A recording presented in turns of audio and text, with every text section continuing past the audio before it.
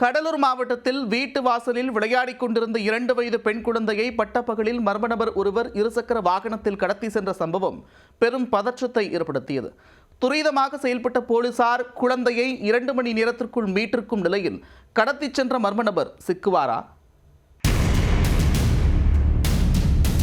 கடலூரை அடுத்த நடுவீரப்பட்டு பத்திரக்கோட்டை பகுதியில் காலை நேரத்தில் 2 வயது பெண் குழந்தை ஒன்று வீட்டின் அருகே சாலை ஓரமாக விளையாடிக் கொண்டிருந்தது. அப்பொழுது அப்படியாக மோட்டார் சைக்கிளில் வந்த நபர் திடீரென பெண் குழந்தையை தூக்கி பைக்கில் உட்கார வைத்துக் கொண்டு கடத்திச் சென்றதாக கூறப்படுகிறது.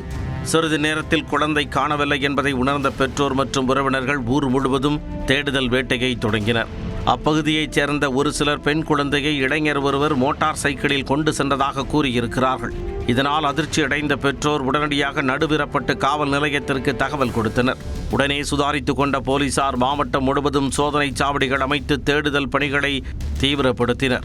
போலீசார் நாலா பக்கமும் சுத்து போட்டதை அறிந்த மர்ம நபர் கடலூரை அடுத்த புலியூர் காட்டு சாகை அம்பலவாணன்பேட்டை பகுதியில் குழந்தையை இறக்கிவிட்டு விட்டால் போதும் என்று எஸ்கேப் ஆகியிருக்கிறார்.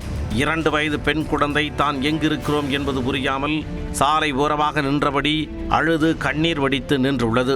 குழந்தையின் அழுகை சத்தம் கேட்டு பதறி அவ்வழியாக சென்ற அன்பு என்ற இளைஞர் குழந்தையிடம் அப்பா அம்மா குறித்து விசாரித்திருக்கிறார். குழந்தைக்கு அது குறித்து தெளிவாக பதிலளிக்க தெரியாத நிலையில் குழந்தையை தூக்கிக் கொண்டு அருகில் உள்ள குள்ளஞ்சாவடி காவல் நிலையத்திற்கு கொண்டு சென்று ஒப்படைத்தார்.